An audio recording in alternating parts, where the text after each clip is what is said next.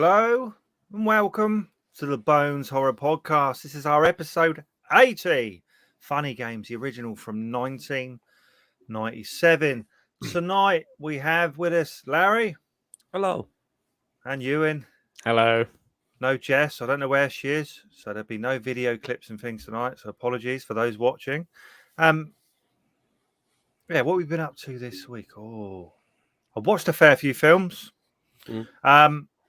I went to the beach today and got burned and, watched lots of ladies. Well, I didn't really watch them. Don't make me out to be a pervert. But, they don't wear much anymore, especially on their bottoms. Do you know what I mean? So, that's where I went today. Got seriously burned. Not on my face, though. I put cream on there. But, the whole family all got burned. It was a lovely day, actually. A lovely day. Cool. So pretty good week, really. What you been up to, Larry? The old plasticine, or we've been plasticine? You've been making things out of plasticine or anything like that this week? No, just more pre-planning of for filming in July. But over the weekend went to Marwell Zoo. The weather held up really well. 15 minutes from my house. You could have said hello. Do you live in a zoo, Kev? No, my kids do. I don't. It's not very far from me at all. It's the next village along, really. And what's the standard of animal? Might have drove through.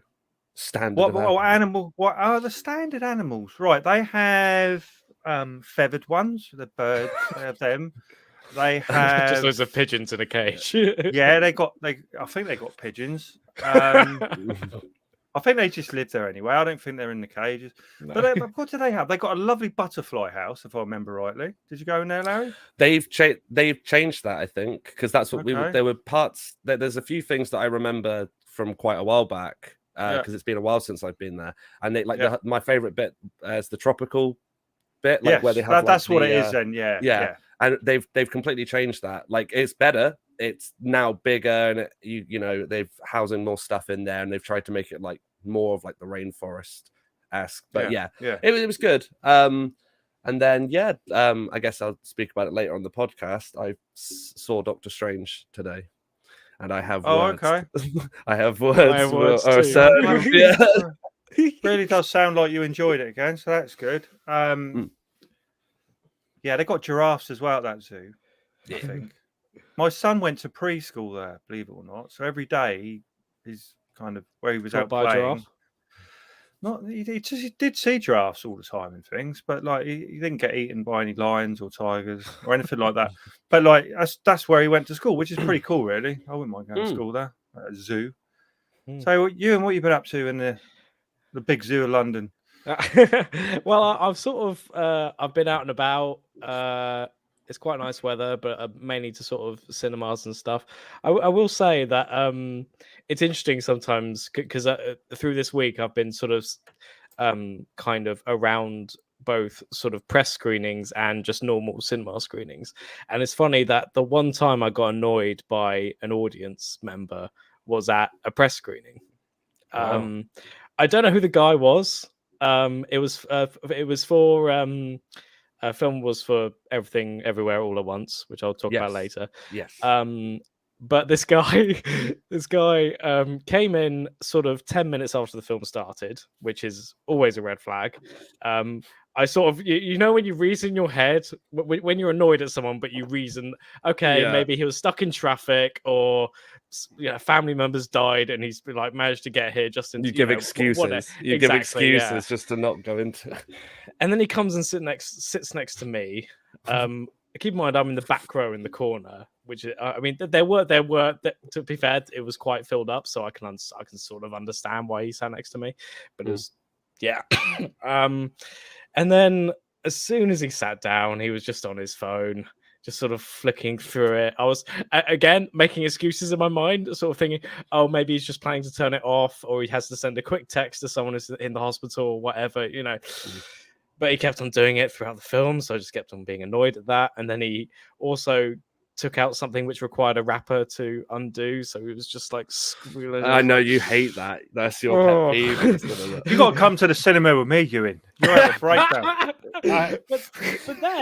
But then someone across the row from us sort of told him off essentially when he was using his phone again, saying, "Sorry, are you texting during the film?" And he was like, "Yeah, it's not a problem with me. Is it a problem with you?" And I'm just like, oh. And then obviously I'm there like wanting to say something, wanting to defend this poor person from being like, but I'm just obviously there, just kind of like shriveled up, just like not wanting any sort of confrontation at all. And obviously because of like social anxiety or whatever, I'm just not. I'm focused on the tension to my right rather than the film.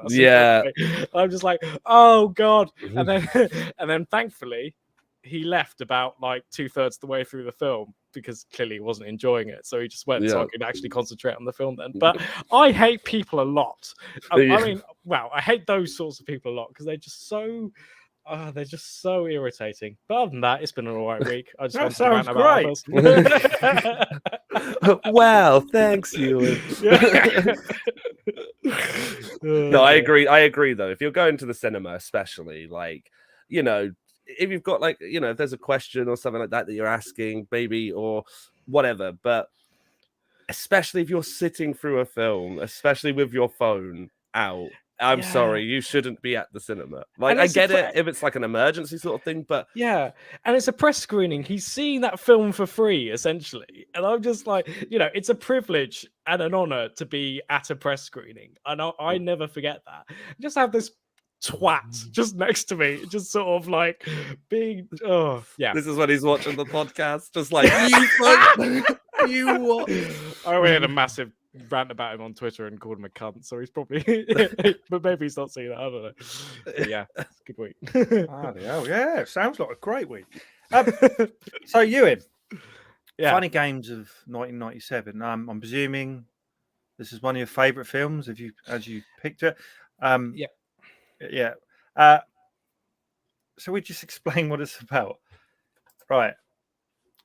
2 violent young men take a mother, father, and son hostage in their vacation cabin and force them to play sadistic games with one another for their own amusement.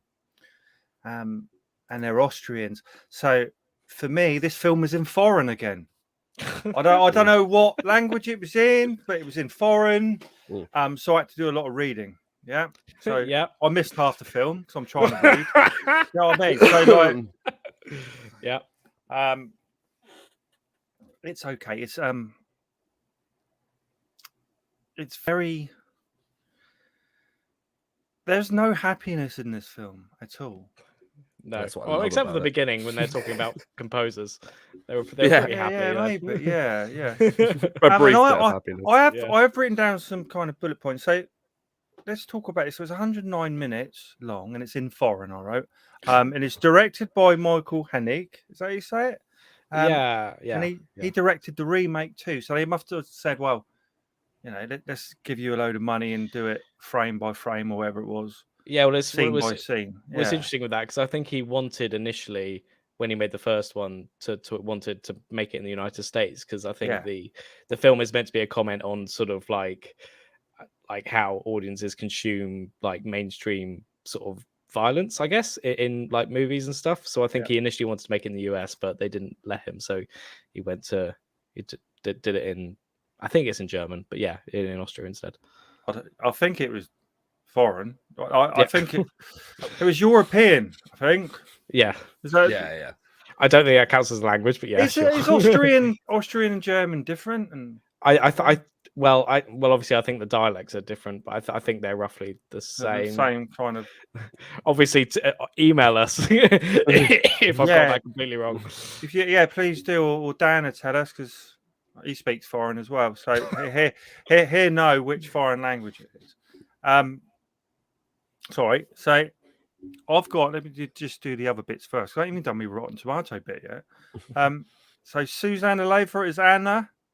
I'll put Arnio Frisch as Paul and Frank Gerling as Peter. That sounds German. And what do you reckon on Rotten Tomatoes for this version? I think I accidentally looked it up, so I think you I know. think I know already. Okay. Yeah. So Larry, there's no prizes. No, I'm just God damn. I'm gonna say in the 60s. In the 60s. I've got a prize, and I got that shit version of Evil Dead. You can win that. Come on. Yeah, I'm gonna say like 60s, maybe like 60, 62, 63. Yeah, again, close. I Close. think I would want it higher because actually, yeah, slightly 69. So 69%. Awesome. Yeah, I've got questions that I'd like to ask because there's things that confuse me, obviously. Can I just ask at the beginning they're introduced, or that they by a guy called Fred? Is that right? They're introduced to the people saying, was he a friend of the family or something along those lines? Yeah, I think so. But it's a neighbour that introduces door, it. But was a neighbour in on it, or?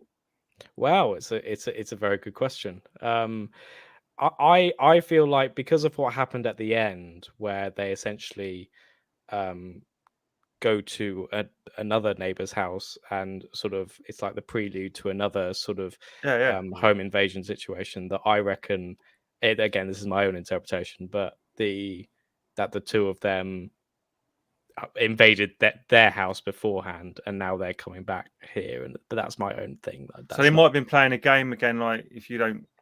He seemed quite relaxed though. Yeah, this Fred guy. Yeah, but it could. But so was is it her name's Anna? Is yeah, Anna? when the other neighbours. Yeah, when the boat comes up, she seemed calm as well. So it's sort of yeah. That was There's other questions. We'll get to that in spoilers. So, what do you think about it, guys? Is this your first watch, Larry? Yes. Of this version. Have you seen the other one? Yeah. I think I had definitely heard of it when I heard it on the podcast when it was mentioned. I was like, oh yeah, no, I've heard of that, but I don't think I'd seen it. And then I was very pleasantly surprised by it. Like for me personally, I love the commentary on like slasher films. And obviously when we go into spoilers, I was not expecting a certain thing to happen, and I loved it for it because I was like, it breaks so many conventions of what those slasher films do, where it's like we'll just tie everything up in a nice bow. And I really liked how this film was just kind of like, no, fuck you. Yeah, I mean that's sort of like that's what I love about it as well. In that sort of, I think this is maybe the third time I've seen this film, and it's funny how because of that, because it doesn't tie up those bows, every time I watch it, it's still quite frightening. Yeah. Because you're just sort of, there's no happiness that's gonna arrive. Dan's just commented. Dan speaks foreign, Kev, PhD languages. I think that's very, very good. But that's the great thing about it. I mean, you were saying how it's very miserable and there's no happiness, Kev, and I think that's entirely the point, because I mean, Michael Haneke is quite a sort of well-known art house director in Europe. He's made films in like German and French, and he's been all around. And with this one, he's going for a very sort of almost an anti American horror movie kind of stance, whereby he seems to be sort of scrutinizing the sort of violence that we're as an audience are kind of complicit in some ways, because we want to watch these movies because we want to see people getting hurt and people getting sort of like, chased down by serial killers and ultimately die. And I think his comment on this with this film was just like, okay, we're going to make it completely miserable because this shouldn't be enjoyable. I think he's sort of, and I it's funny because I actually don't really agree with the message which he's trying to put forth, but I still love the sort of, I don't know, the sort of bravery in just sort of like spitting on all the people which sort of enjoy it. I think that's very it's very good to watch. I liked as well where these two characters are giving almost their backstory, but it's like it's all just bullshit. And they all, and it's that thing of almost just like laughing in the face of that's what you expect from, if you watch your average going slasher film, not every, but like I'd say modern era now, especially, that's usually the formula, home invasion sort of thing where then, there's an elaborate backstory where the character's like, oh, this happened to me and that's why I've picked you. And I think what this film does very well is that it is really bleak because it's like, no, it's just you, isn't it? Like, you just happen to be you. Like, exactly.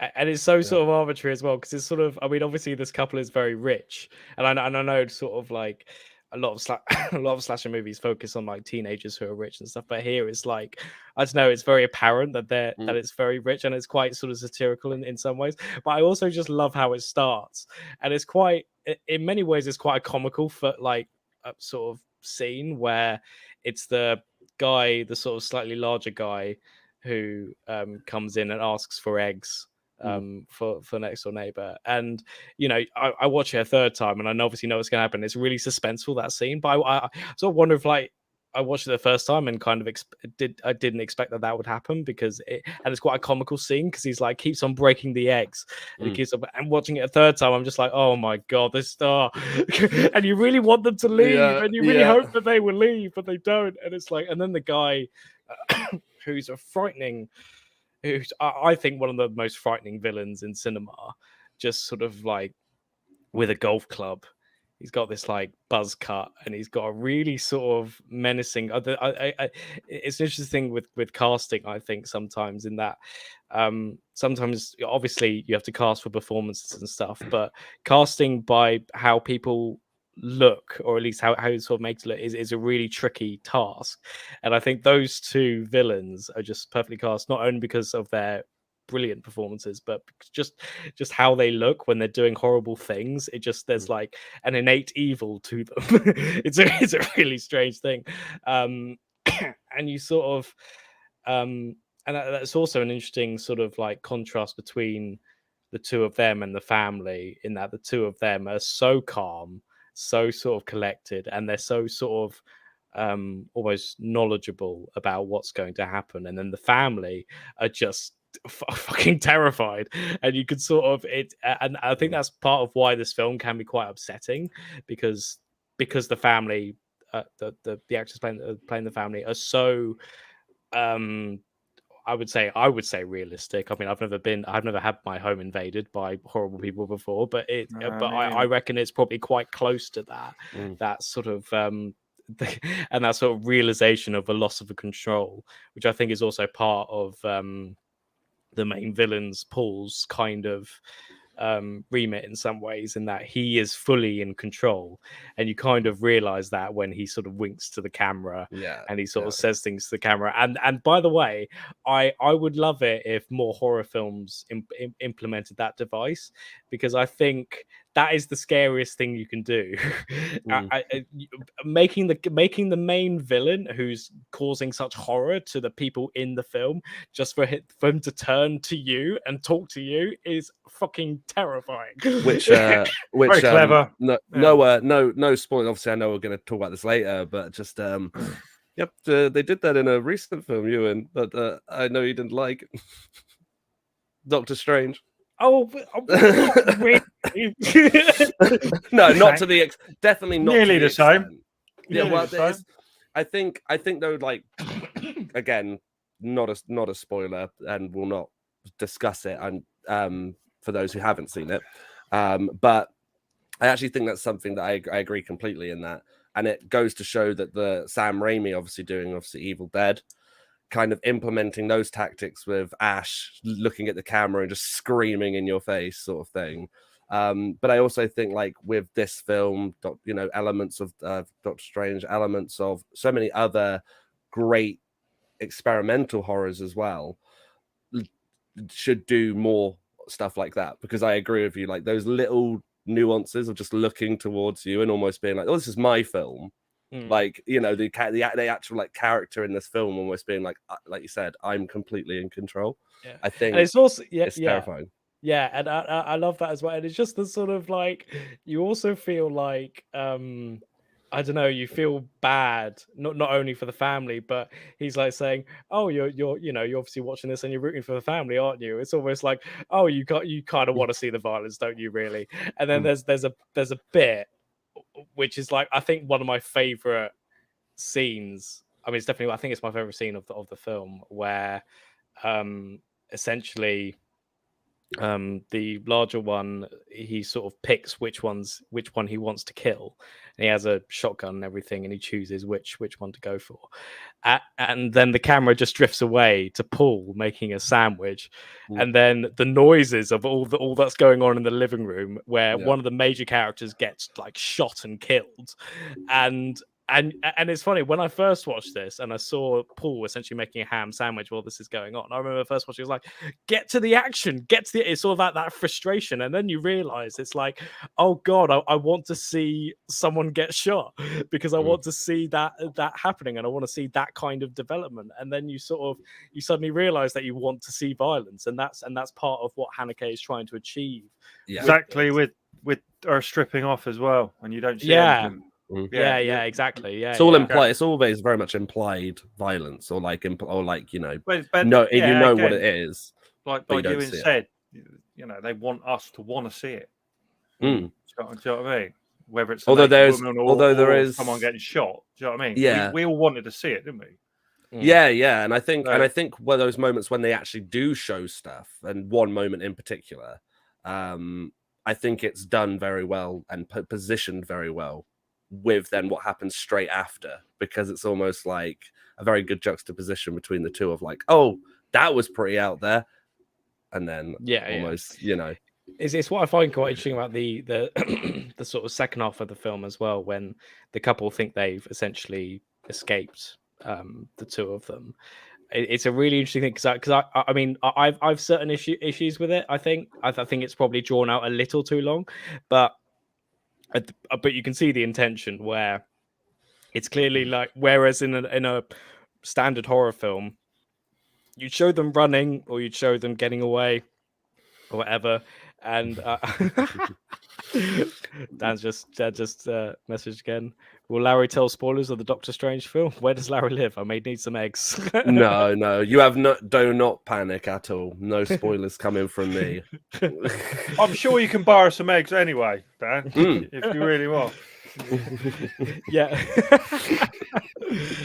But yeah, with that whole second half, it's deliberately stretched out so that it's kind of showing, it's almost mundane in a weird way, in that in a situation that is usually portrayed in a way where it's supposed to be fast, quick action, escape, get away, and it's really quick pace and stuff. Whereas here, he deliberately stretches it out, so it's like, oh, we have to try to escape. Oh, the phone's not sort of working, but it isn't sort of. And then, oh, I'll do it. You go, and it's, oh, I don't want to go. You go, and then I go, and then obviously it culminates in that they don't escape from them, and there's this wonderful shot where it's an open doorway in the light, and the husband thinks the wife has entered, and then you just see like a lonely golf ball just roll into the doorway, which is like, oh, it's so chilling. And it's funny, really, because I think that's the most that Haneke sort of like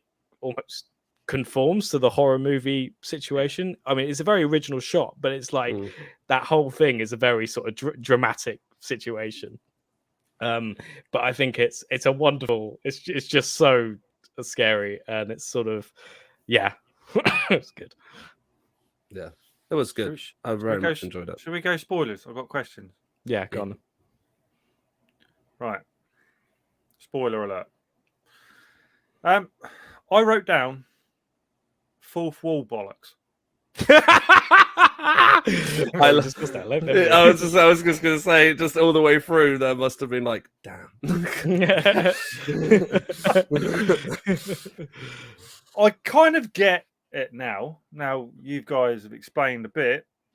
When I watched obviously some of the other bits I didn't pick up on as much until it got to that kind of rewind scene. And what was the rewind scene for? Because obviously we said spoilers, but the boy gets shot. Yeah, no, sorry. She gets a gun. She gets hold of the shotgun and shoots. Is it? I can't never remember the bigger lad. Paul, yeah, Paul, yeah. bigger lad, yeah. Shoots him. Peter gets the remote control, and there's a slight pause there, isn't there? Just for a second, because he hits the wrong button, and you're like, oh. And then he rewinds that whole scene back. So what was that for? Is that I don't get it what it's for, other than to go, oh, this is different. I think, I think there's a couple of things. I think for me, at least the first time I was watching it, it was kind of symbolic of complete control, so that he almost is like he almost has like the power to have complete control of his family, so there's almost no hope for them, so he's able to develop this. But I also think it's Haneke just trying to piss people off, and again that is a trait that I quite admire, in that you have, again, it's a sort of, again, horror movie convention is that you eventually have one of the survivors killing the people who are... There's normally a final guy or girl, isn't there? Showdown. Yeah, exactly. But I think what Haneke is doing is that you're sort of having that Hollywood moment, which apparently caused many people to cheer in the audience when it premiered at Cannes, and that was like the moment when it shot. It's like, yes, he finally got him. And then Haneke sort of like twists that by rewinding it, so you have that moment, you have that payoff, but then it's rewinded back. It's like, oh no, it's kind of like, it's like the payoff is being reversed in front of us in some ways. And I think that's I think in some ways it's like it's almost it's obviously a very surreal thing to do, but it's almost like, I don't know, it's kind of realistic in some ways, in that we almost expect like victims and of these crimes to escape because of what we're being told in horror movies and stuff. That's kind of the expectation of it, whereas I think actually in reality a lot of people don't escape these things. So I think in some ways Haneke is commenting on that, where it's like where you think this family is getting to safety, they're not you know. And I think again that is part of the terror, in that you realize that the family has no control over this situation. And it was wise, I think, in terms of structuring this film, that rewind scene happens in the sort of third act, because I think if it came any sooner, then the audience would be put off by the fact that, oh yeah, okay, it has no control, so there's no conflict. Whereas if it's put in the third act, then you realize, oh no. I think that's why as well the scene that follows on after, being the character that you know, the female character's death, the way that is done as well, just like almost coming from that of like, and it's who's death? The main Anna, isn't it? Anna, Anna. I couldn't remember her name. Well, the woman. Yes. I didn't know that. What, didn't know that she died? No, in the film. Oh, right, okay. No, I thought you said she was deaf. No. Her death in the film, I think, sums up perfectly why I think it works, because they're just idly chatting, and it's just on the boat, and then just get off my boat. I can sadly say that at the end of the film, I found them both quite funny and found that quite humorous. And I felt quite bad about feeling like that. Yeah, I think that's why it has that desired effect of, you sit there and you're like, that's someone's life, isn't it? But like for a minute, I quite liked her, and then I knew it was kind of going to happen. They were just going to see you later. Yeah, it was also quite interesting with that boat scene. Again, that this is sort of like twisting usual conventions, but at the start of the film, a knife is dropped on the boat, and there's a close-up of the knife dropping on the boat, and then you obviously assume that will come in later. It's almost like Chekhov's gun sort of thing, where the sort of weapon is introduced and you have to use it. And then when it gets to the end, the knife appears, and you realize, oh, I'll just take the knife from you. And again, that's another kind of like, I mean, Haneke just like, And it is a frustrating movie in some ways, but I think that's exactly part of it. Dan's just commented, I start to understand why Kev finds movies confusing sometimes. #death. Very true. Well, I'm easily confused. So yeah, especially by Larry. So I have that tendency on people. It's easily done. Well, we get it. We get at least 2 versions of a film most weeks, don't we? So and quite literally with this film as well, we do get 2. I say they're not. I think it's the remake is actually just as good. I think obviously I personally obviously prefer the original just personally, but I would say to anybody, like I'd say to you as well, like watch the remake because it actually Rotten Tomato score was not as good though. I think it's 50 or something. It's because I haven't seen it, but it's I saw that first. I've heard like criticism that like Tim Roth and Naomi Watts are very sort of, I mean, they're Hollywood actors. Yeah, so their acting is not as sort of naturalistic as the original version. Yeah, I'd agree with you completely. That's why I prefer the original, because it does feel more organic and more that real. Whereas I think the remake works quite well with having them like Tim Roth and playing them, because it adds that artificial Hollywood-esque look to it, where you're expecting a slasher. So I like having like both versions, but I prefer the original. Yeah. I don't know how much more you want to talk about this. Just fun. What else, man? The scene where the child is killed and they leave them. So they do disappear for a while. That's quite harrowing and hard to watch. Yeah, well, it's a very long shot. Yeah. I think it lasts like 10 minutes or something, where it's just literally in the living room with the child like dead in the corner, the TV on, and the mother sort of like sellotaped up, and you're sort of watching her struggle for ages as she tries to sort of get out and trying to sort of collect herself or themselves so that they can move forward with the rest of the film.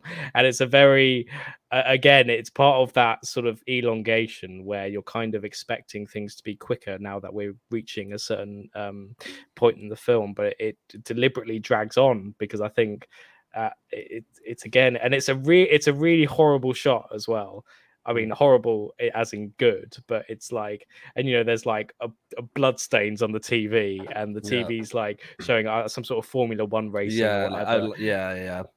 And it's sort of, and it's a really, again, it's a really disturbing shot as well, because you kind of, because the child lying dead in a pool of his own blood as well, just sort of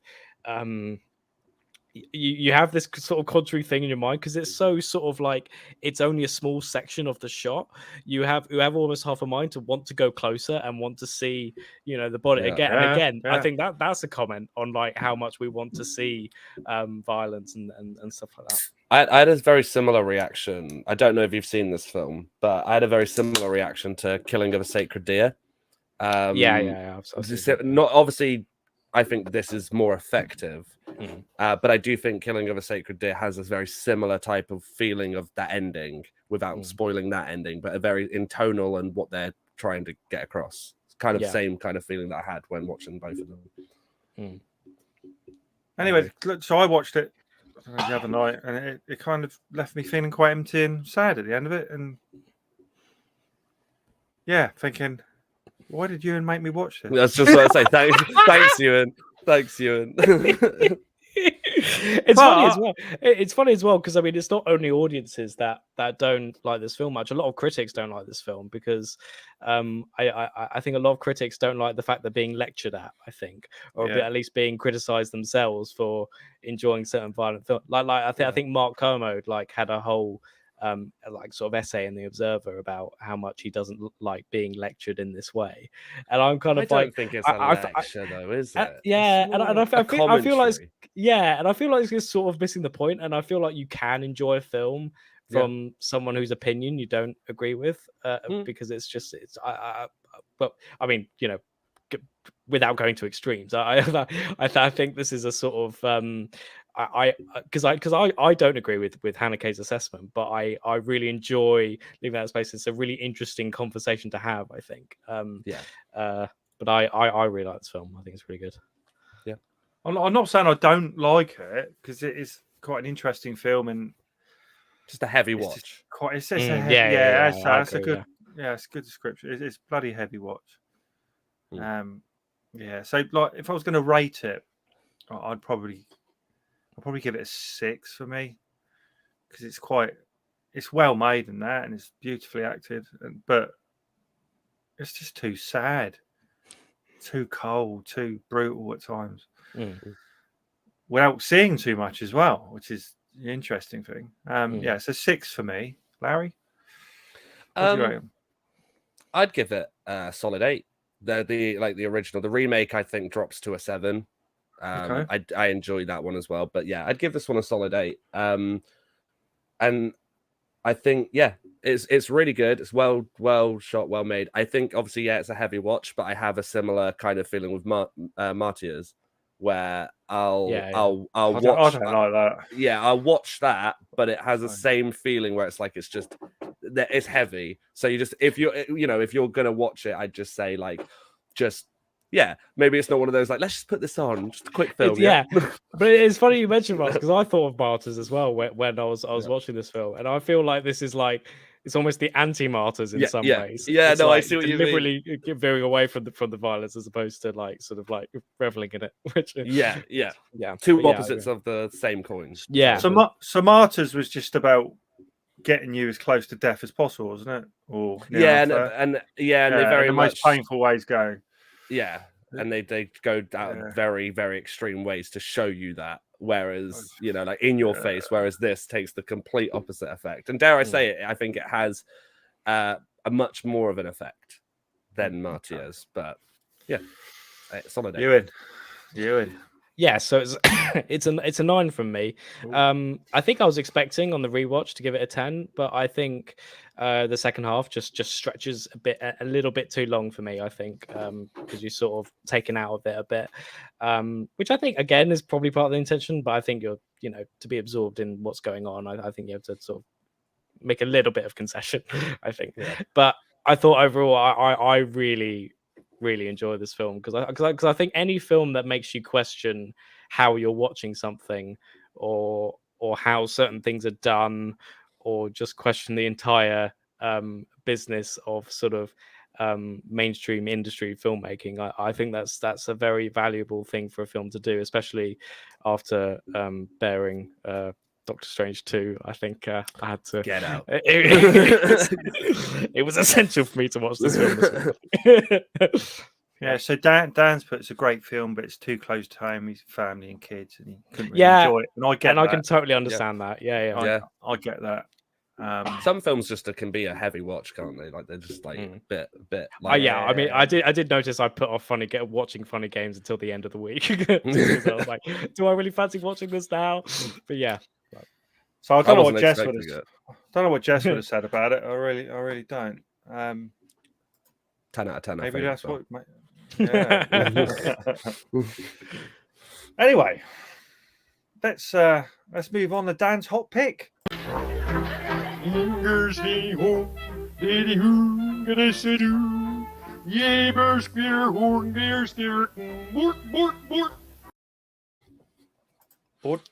I wonder what that means. So this week, Dan chose Slaxx, which was available on Shudder, and was a 2020 Canadian film with a Rotten Tomatoes score of 96%. Wow. So, when a possessed pair of jeans begin to kill the staff of a trendy clothing store, it's up to Libby, an idealistic young sales clerk, to stop its bloody rampage. I shouldn't have taken a sip of water while you're reading that. Well, when a possessed pair of jeans begins to kill staff. I just didn't expect that. It. This film was amazing. After watching that, and this cheered me up no end. So there is so there's some people. Thanks, Dan. Bort. It's foreign. So So Dan, right? The thing is that I knew that because I have a PhD in foreign, but like for the actual pork. So, so there's like some Indians and they're, I think they're Indian people and they're picking cotton, and I don't know if the cotton gets possessed. I can't remember. I might have missed a bit. Anyway, there's this fancy clothing company, and they make some jeans out of this cotton. So they're having like like when when stores have a special opening, like for new product lines and things. So they're all working hard all night to get everything ready, and there's going to be queues at the door and all this lot. And all these staff are working overnight. And this Libby, she's a new girl and she's doing her first night there. And someone puts on a pair of the jeans. She steals them and puts them on. And the jeans kind of eat her, really. They tighten up and blood goes everywhere. And it's pretty much like that from there on. Anyone who kind of comes across these jeans. So I don't think there was any deaf people in Slaxx, Dan, to be honest. I can't remember. You watched it as well, so don't remember any deaf people. So basically it's killing everyone off these Slaxx, and I think pretty much everyone dies in the end. Yeah, so like in this shop that's a bit like they're like a brand like Apple, but they sell posh clothes. I can't remember what they're called, CC or something like that. And all the management are arseholes. And I really, really liked it. And I would give it 8 or 9 just because it was just funny, entertaining. There are scenes where the jeans just stand up on their own. I think they might even dance at one point. Did they try and kill the jeans at any point? Yeah, they try. I think they're really hard to kill, to be honest, these jeans. But I thought it was just one pair, but ended up in the end being like 10 pairs. Or maybe more. There's loads of them because it's this new delivery, and they're all kind of possessed. Slaxx, but I want to know why they call them Slaxx, really, especially with the SLAXX. What's that about? I think that's why they. Slaxx is spelled different, to that, isn't it? Is it? Where? What, in foreign places? Well, I think you hear it in the UK and in America. I've never bought a pair of Slaxx. I've never gone into Next and said, "You got any Slaxx?" So I can put on spelled with 2 X's. I've only ever heard it in films, ironically, or if someone else has mentioned it. I've also heard it. I've only really heard it in relation to women's clothes. So I don't know if that's I've never heard part of why we don't Slaxx. Yeah. I don't. But it's like I think there was an episode of the IT crowd where he wears where the boss. I think Renham or Denham or one of them was advising Morris Moss, and he's saying that the secret to success is women's slacks, and so he wears women's slacks and he suddenly becomes more successful. So that's my only reference point. I don't know. It sounds like Dan thought this. It sounds like another film it sounds like another like similar to another film. I don't know if you've seen it, Kev or Ewan, but a film called Rubber. Yeah, I've heard of it.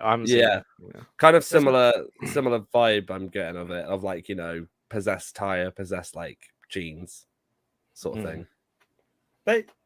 There's another one with a sofa in it or a couch or whatever you want to call it. There is another one floating about. So Dan's put the fun movie in Great Gore, youngest demanded light on at bedtimes afterwards. Success. So good on you, Dan. Get him in. Watch that, and it's actually okay. There's a little bit of blood and stuff, but it's not too bad. Someone gets strangled by a pair of Slaxx, but they are jeans. Do they not call them jeans in America? Yeah, they do. You got trousers, aren't you? And I thought they were Slaxx. But they also refer to trousers like as pants, don't they? Rather than. Although I think they sometimes call them trousers if there's like a posh element. To them. But yeah. So if you're not posh in America, you call them Slaxx. Can you confirm that, please, American listeners? That's what you in saying that. We want to hear from you. So yeah, I would watch it if you can. Shudder. I suspect it's on Internet Plus as well if you're struggling for it. Yeah, it'd be on there. And that was that really. So yeah, I'll give it an 8 or 9. It was really good. I could probably watch it again. It's probably one of the better things I've seen on Shudder recently, and there's been some crap on there recently, to be honest. So shall we move on to what we watched this week? What have you been watching? No, seriously, what have you been watching? I've been watching lots and lots. Oh, I've got 3 here to talk about. I'll do one at a time. So I'll do one, and then you guys can do one. Yeah. I watched because I've been on this Stephen King kind of film thing at the moment. I've got loads of them to watch, but so I watched The Night Flyer from 1997. It was a short story, Rotten Tomato of 33%. So you can imagine it was great. What did I? Let me just bring this up a minute. Okay. So rival reporters Miguel Ferrer, I think he was did he play Bob in RoboCop? I think he was the one who got the proper RoboCop involved. Yes, I believe so. I'm looking at the poster now, just trying to put the names he's of the like face, the main kind of bad guy, if you want to call him that. But he brought RoboCop into it. It was his kind of, he pushed it. I think it was that, or was he the one who actually had the other one, the big robot, 20 seconds to comply? I can't remember.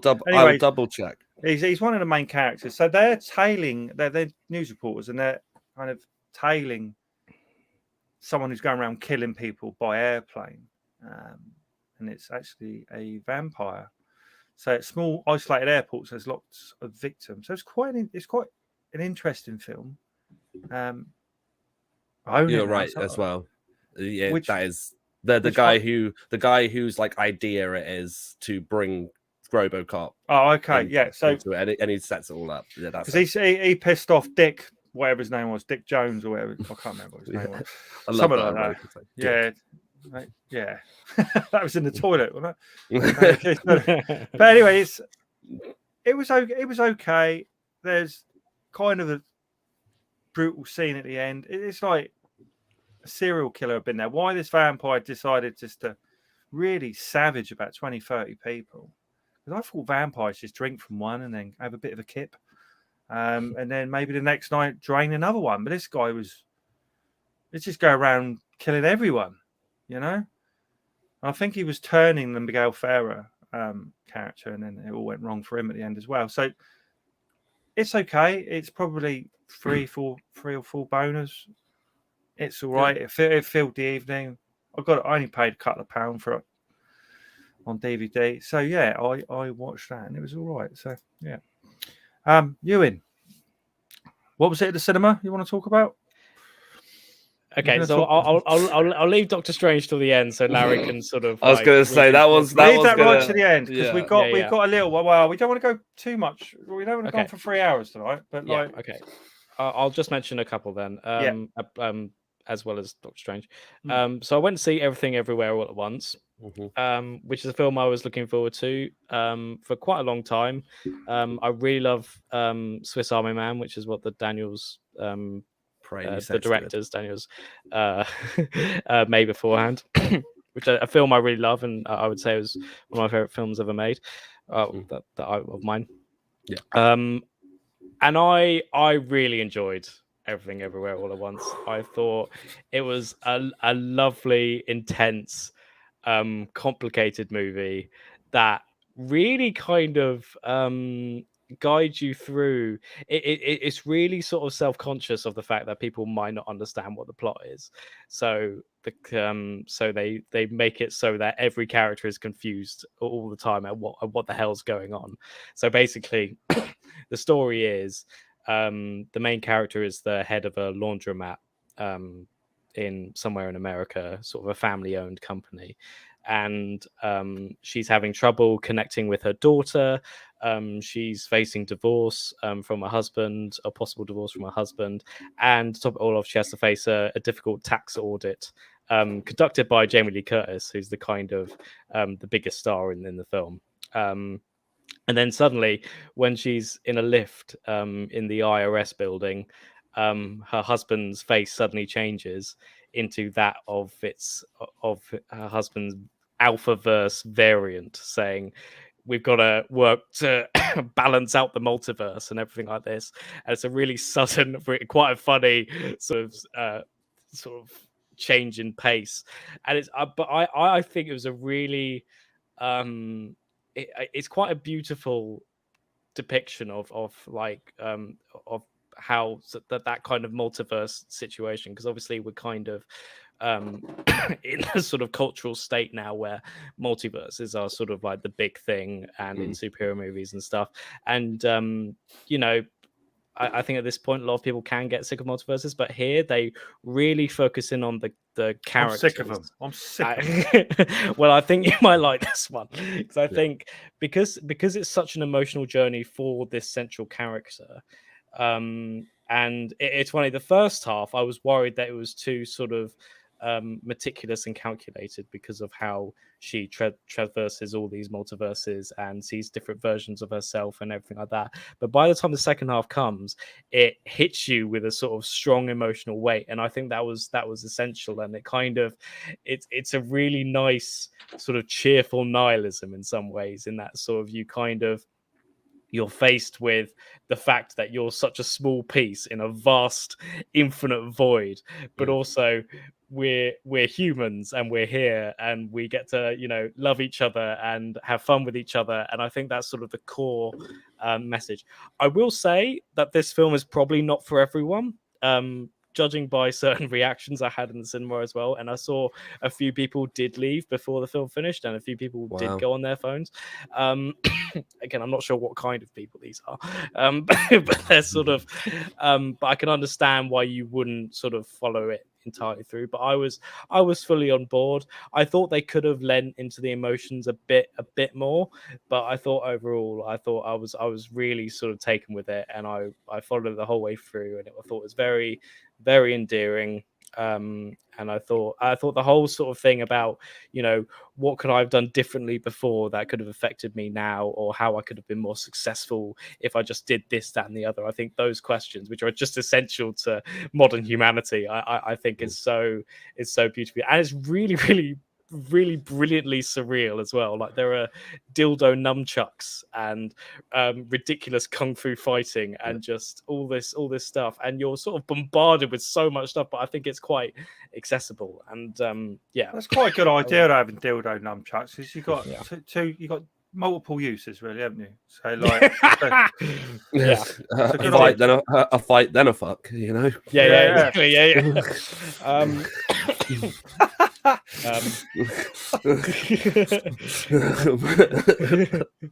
But no, wasn't it as well? It's like Beavis and Butthead on here for a minute. Then,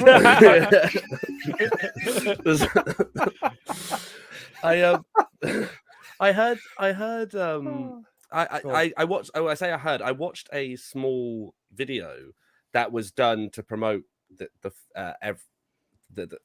Everything Everywhere All at Once. Ease.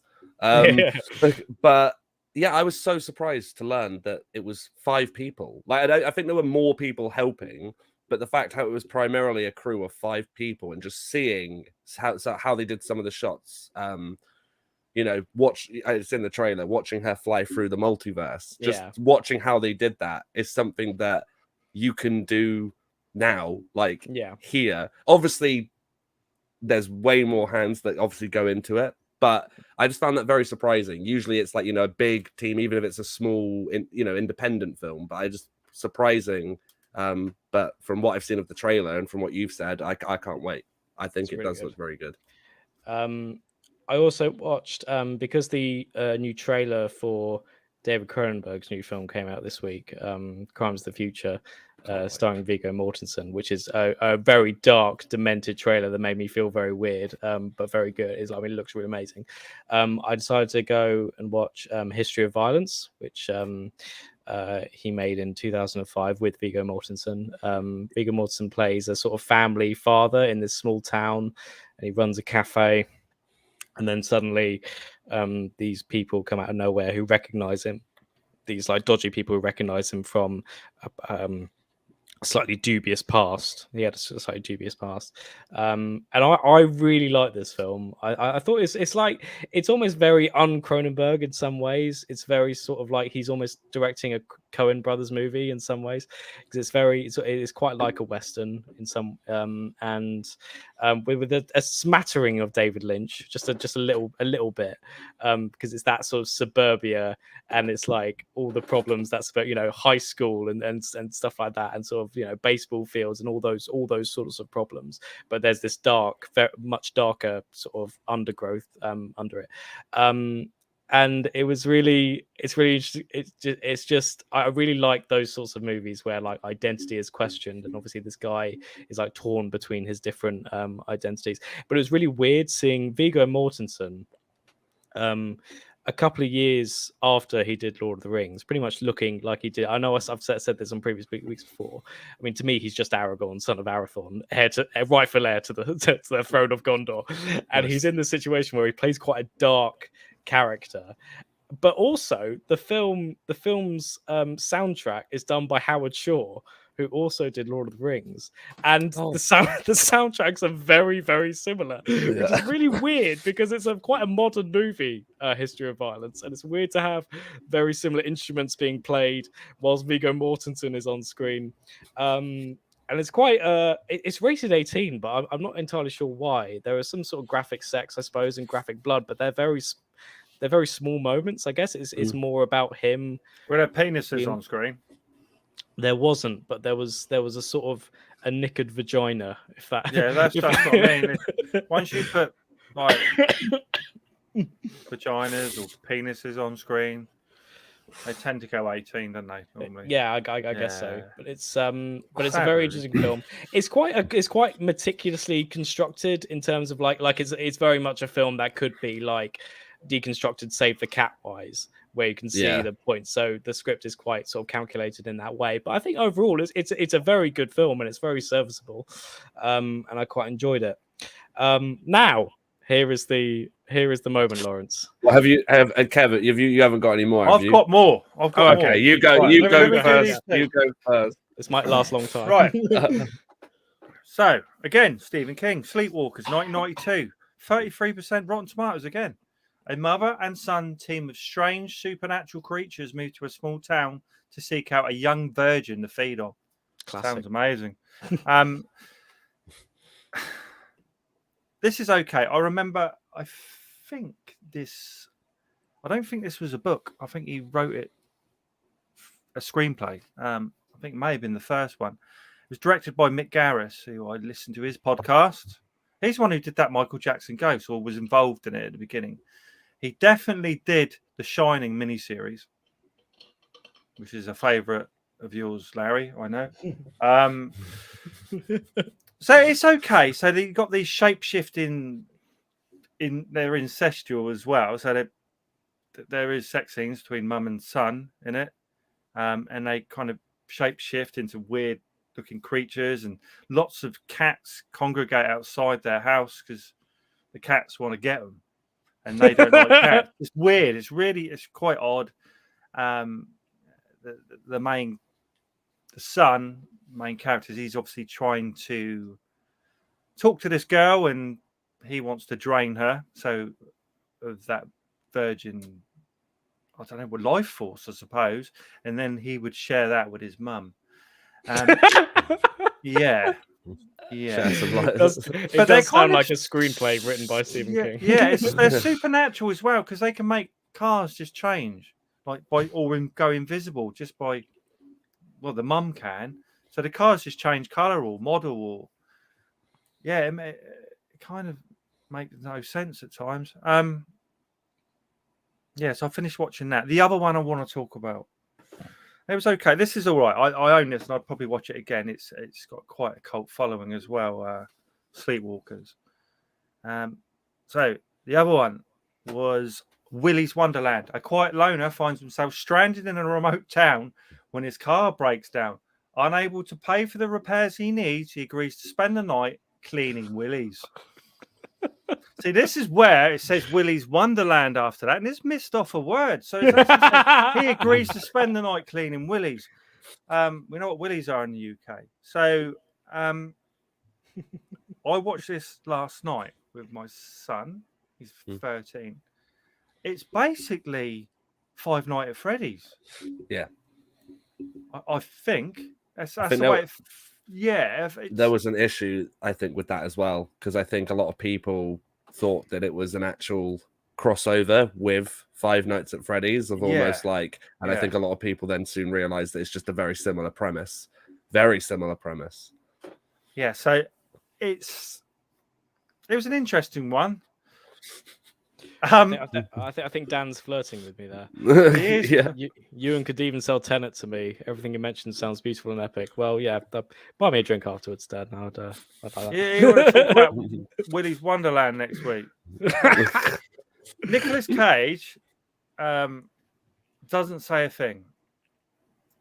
He doesn't speak at all. What am I doing here? Why does it keep doing this? Well, always keep it up. It always keep it up from Dan. Right. So,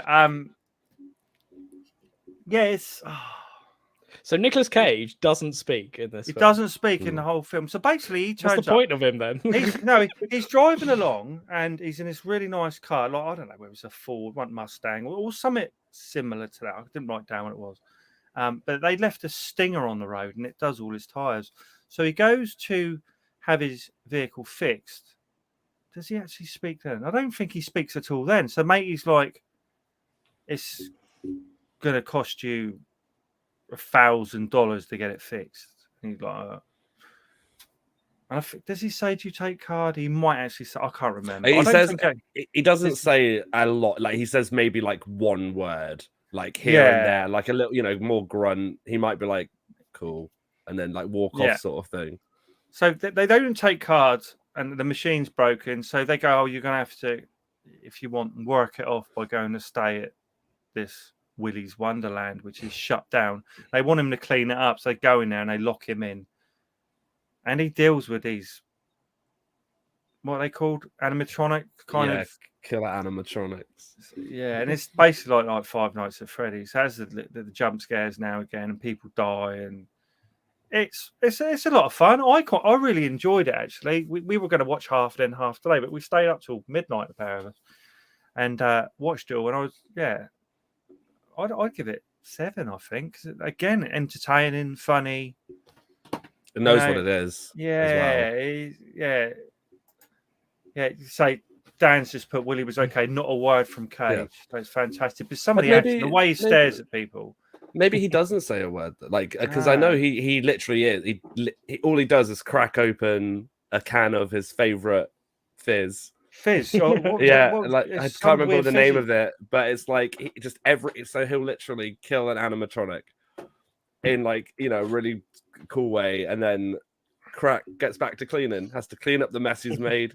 Does a great job cleaning up as well, doesn't he? He does it. Yeah, he's just pissed off. He's just pissed off because he keeps cleaning and then he messes it up again. It's just like reverse.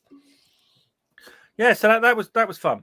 So you two, do what you need to do then. Do you want to start, Laura? Because I believe in positivity, starting with positivity. So you go for it.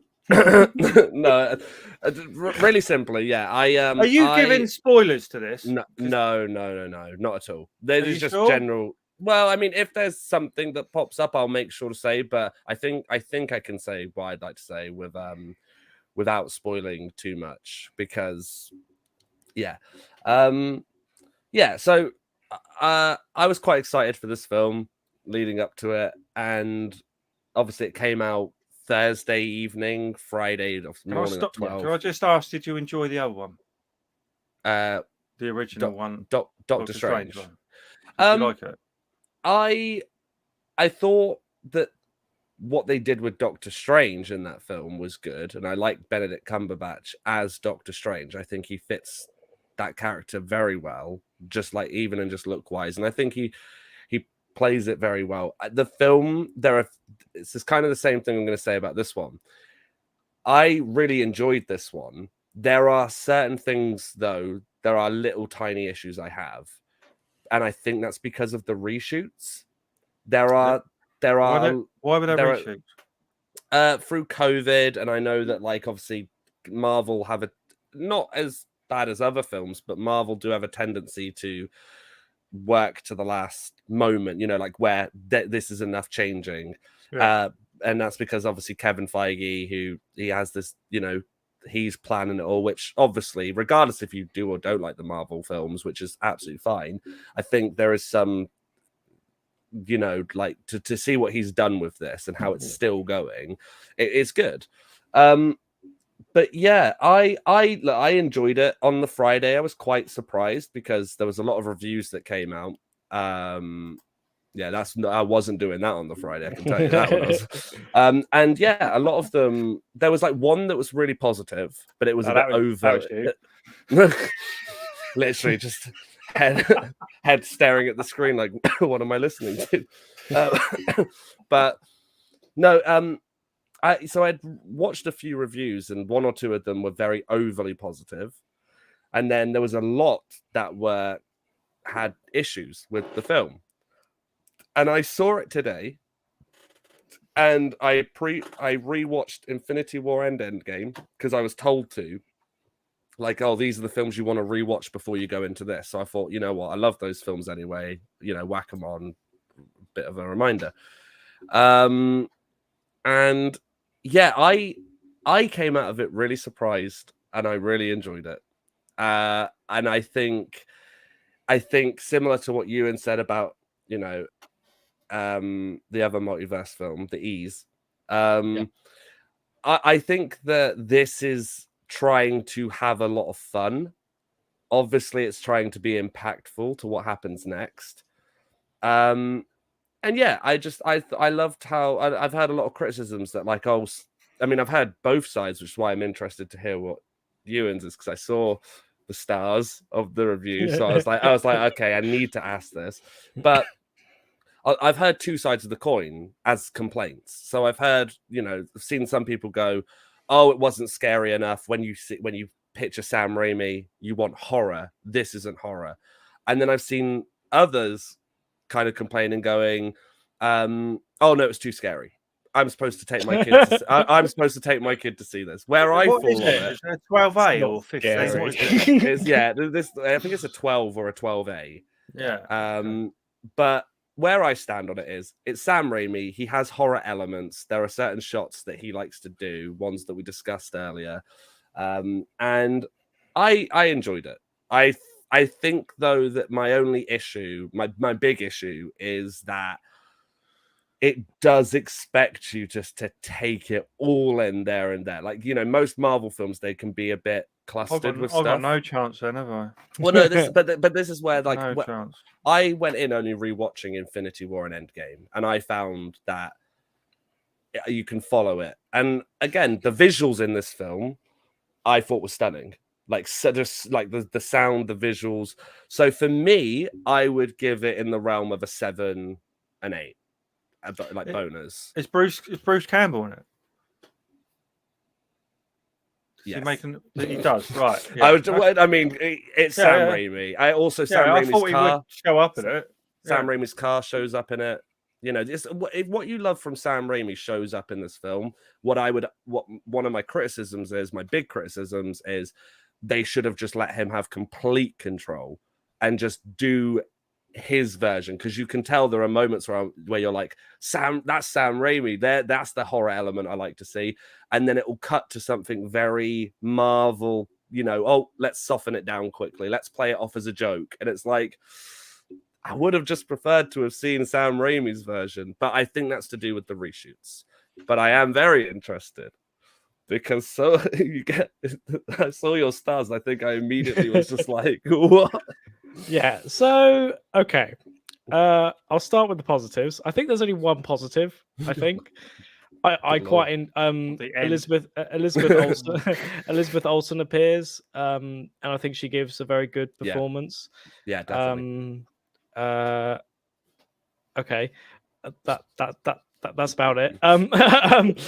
In terms of it was funny when you said about the negative, but not about sorry, about Sam Raimi's like stamp on this film. Yeah. Because I kind of felt that as well. Like, I felt like Marvel gave them gave him like, okay, you have 3 chances to be Sam Raimi, and these are the points which you go, okay, fine, I'll have those, and then put that. But then again, I was kind of after we watched Drag Me to Hell, I sort of felt like it would have been that much better anyway.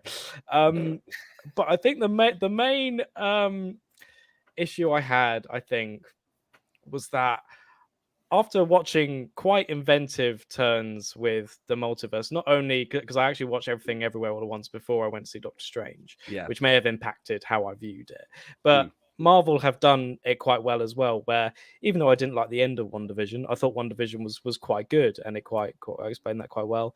And Loki, I thought Loki did it very well, and even to an extent you could argue Endgame deals with very similar things, and No Way Home, which again is a kind of fan service movie, but I found it very, very entertaining, and I thought it was very good. With this one, I just felt like the methods of going through various multiverses was just so uncreative and uninventive, mainly because I felt like it was never to do with the characters, or it was very little to do with the characters. It was all to do with, wow, look how weird this world is. It's really interesting, and oh my god. And then you've got the introduction of maybe the most boring character in the Marvel universe, which is a sort of teenage girl in a denim jacket who can accidentally America Chavez, who can accidentally go through multiverses, just like stumble in them. And it seems like all she's doing, well, to be fair, all the characters doing this, all she really does is just open her mouth, surprised at pretty much everything. But I think, again, that's a common thing with all the characters. It's like you can almost hear Sam Raimi's voice when he's directing certain characters, like, open your mouth, open your mouth. Yeah. And I know that happens in a lot of Marvel movies, but I'm just like, oh god. And then the dialogue was just ridiculous and just so expositional and functional and just so weakly written, and just and you got to a point where I'm actually fine very often with complicated plots, not because I can follow them, but because it's usually the characters usually carry you through. But here the plot was so annoying, and I kind of followed it, but I almost didn't want to because I just wasn't that interested. And also, I don't know if it's a spoiler to say Elizabeth Olsen was in it, but basically, wow, you'll be getting a visit for some eggs soon. I don't think he's in the trailer. So, he's in the trailer. Yeah. So she does make an appearance. Yeah. And it's funny because I when I was in the screening for Everything Everywhere All at Once, there were a few critics there. It was funny because on that day they had screened both Everything Everywhere All at Once and Doctor Strange 2. I unfortunately didn't get to see Doctor Strange 2 on that day. But it's funny because I heard certain criticism, and one of them was quite interesting in that Wanda Maximoff's, her primary motivation is very I don't know, it feels very dated in some ways, in that she's trying to find these it's hard to sort of avoid spoilers in some ways, but the thing she wants, let's say, is very sort of, I don't know, it feels like something written like 20 years ago in some ways. It's like this is her primary thing that she always wants, and she will do nothing to it. And I just kind of think there are better ways, there are easier ways to get what you want rather than going into a completely different universe to try and find it. I just found her motivation not very convincing. And then they just throw in so many confusing stuff, and then you've got some Sam Raimi points, so there's like circles of candles everywhere, and just sort of like transferring and stuff. And it's funny with Wanda in particular, because I found her, I think she was quite interesting in WandaVision. I thought she had a very interesting character thing, which is very emotional and interesting. Whereas here, it's very sort of, there were points when I did find her character interesting, but I think that was only because I had watched WandaVision and I have that background. Whereas I think a lot of people, if they haven't seen WandaVision, I don't think they really know what was going on. That's that was something as well, because like one thing that I will give the film that I cannot discuss it because it's just into the biggest of spoilers ever. I'm probably going to go next week, to be honest. Well, yeah. But all I will say is that when we can then come back to it with the. Dan saying Ewan can't really sell Marvel to me though. Yeah, probably. I think one thing that I will agree completely, but then this is obviously not a spoiler. It's just something to bear in mind, because you mentioned it and I do fully agree. I still enjoyed it and I still had a good time with it, but I almost feel the title of this film does a disservice to what it's doing, because I feel like to call it In the Multiverse of Madness, I think a lot of people, including myself, expected, oh, we're going on this huge ride across, multiple, and it's very much, I would almost call it the door being open on the multiverse, and Doctor Strange being our almost introduction. But this is what you said. This is where I will agree with you. Yeah, I am worried a bit, because as we all discussed it, there's a lot of films at the moment where the multiverse is the thing.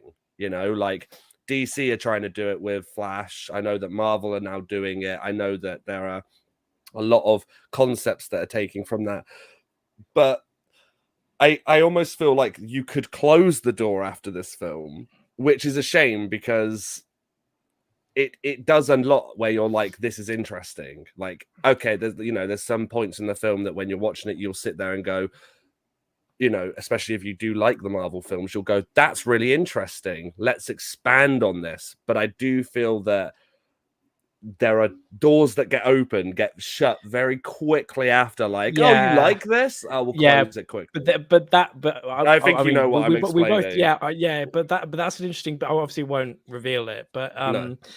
It felt like at that scene, which everyone who's seen it will know what I'm talking about. Mm-hmm. It felt like I was like peeking through the door of a producers meeting, where they're like, "Oh, let's see who we can cast for this, and what could possibly happen for this," and sort of like, "Oh, wouldn't it be cool if this happened?" And I'm just like, I guess I kind of find it cool that this is happening, but I'm like, this is like, I don't know how useful this scene. I don't know what it really does, other than make Marvel fans in the audience go, "Oh my god, oh my god, whoa!" And I'm just there, sort of like, this is all just making those noises in the audience, and I just don't see the point.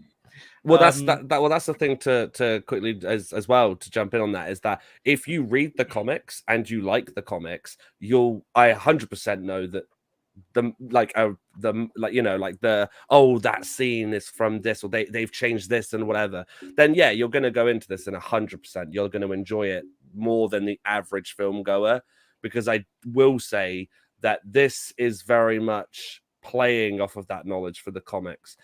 And I will agree that I think that certain characters had more of a presence in the film, where I was like, this could just be their film, if that makes sense. And I was a bit, I mean, again, and it's not a spoiler to say, as we have mentioned it, but Doctor Strange does, I mean, he does, but he doesn't. He doesn't really, as you said, he doesn't push the plot forward himself. It's very much, hey, we got to do this now. And that is obviously a negative, but at the same time, which we can't go into unless we talk about spoilers, but all I'll say is, with the opening of the film, I feel as though they get away with something clever, because it is, but it isn't, if that makes sense. Like, it is the crux of the film to get it going, but then it really isn't. So you could argue both, but I think it was creative as well, of some of the fights, right? Yeah, especially using, and not spoiler, but you'll know what I mean, especially using music. I was very delighted with just the little things like that. I'm just like, awesome, I haven't seen this before. But there's another site where I just like, I mean, I was kind of this may be a melodramatic reaction, but I felt depressed. I felt very depressed, like, coming out of it, because I was sort of, it's very much I know this is the case for a lot of Marvel movies. I'm not an idiot in this case, but it just stinks of a film that's designed by committee.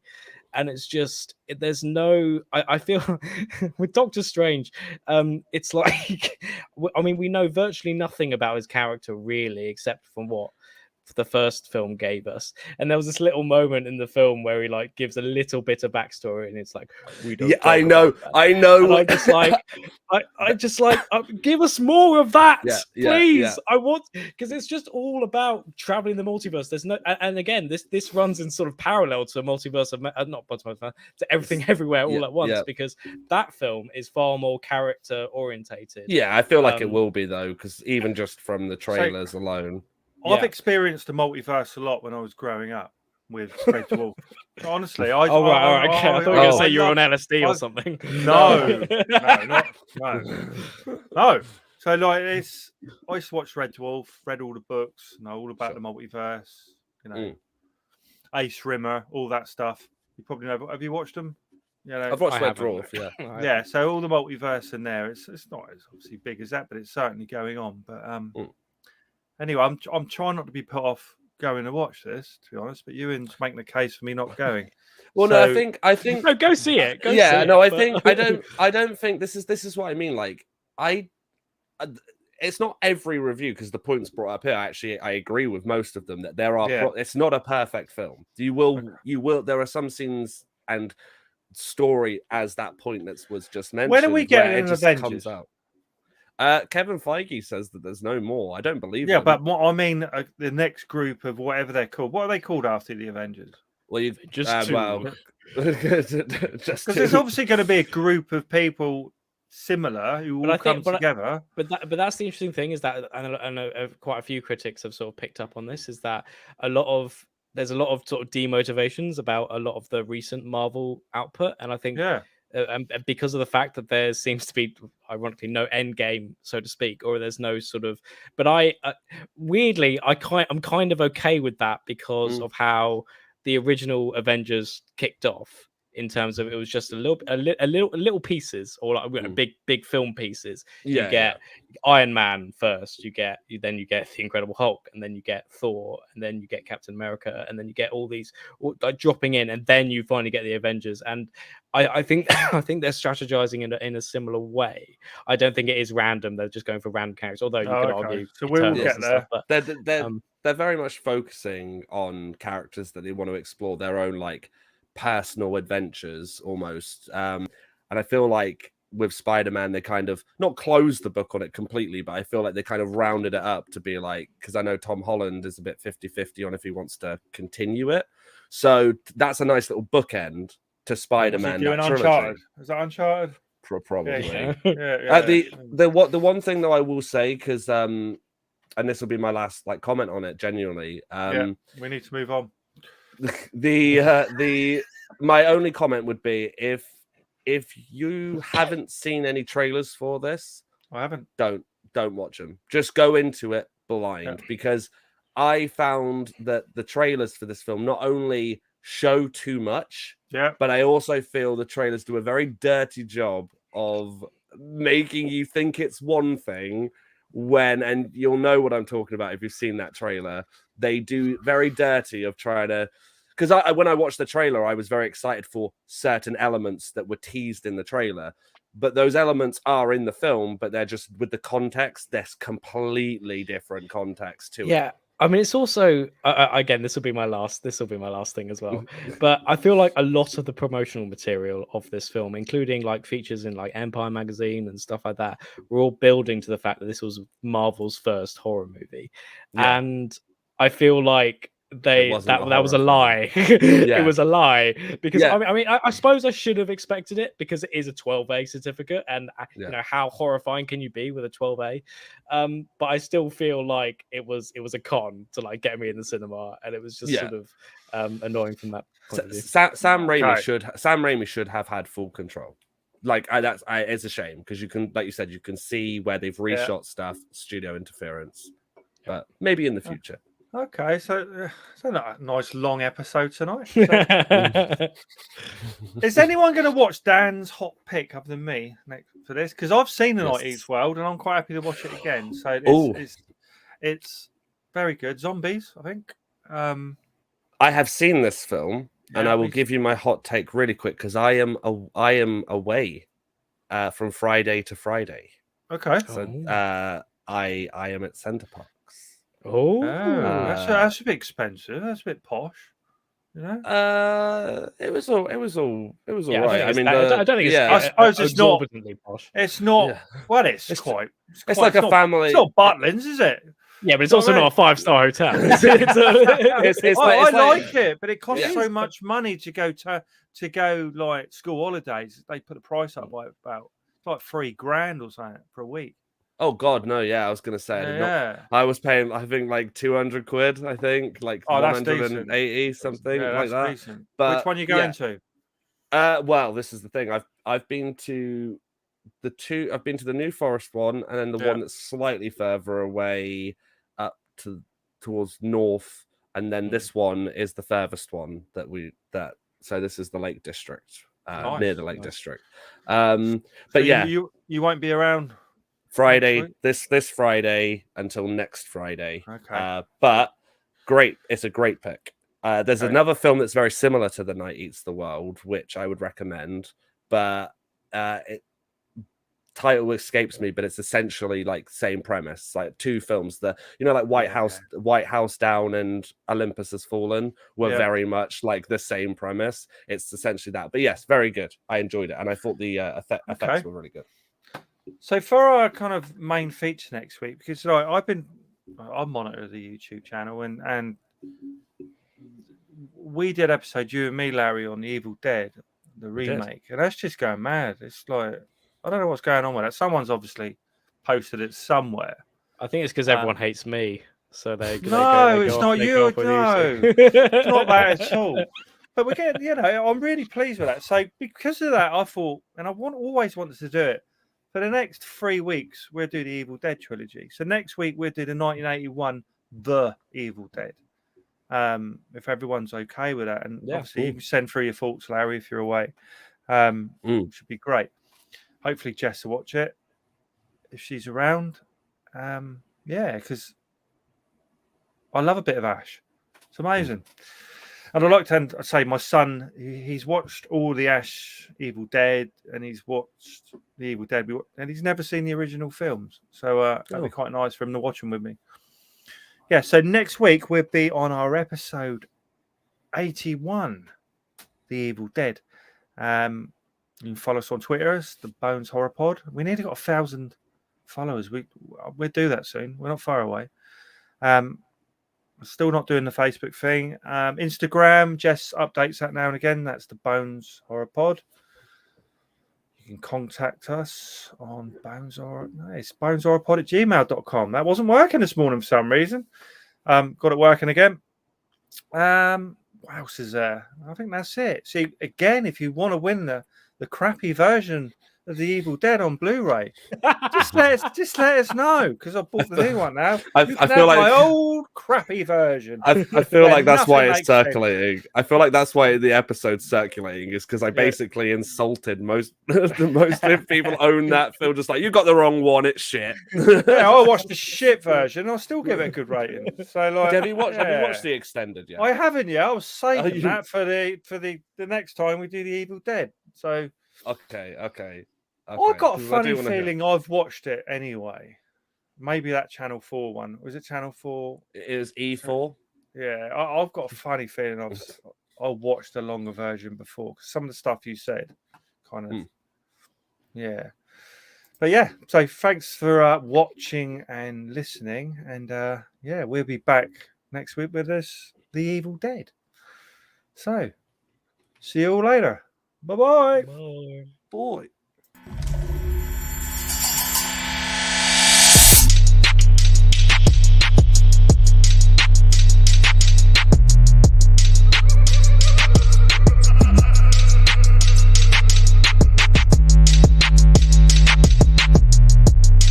They're coming to get you, Barbara.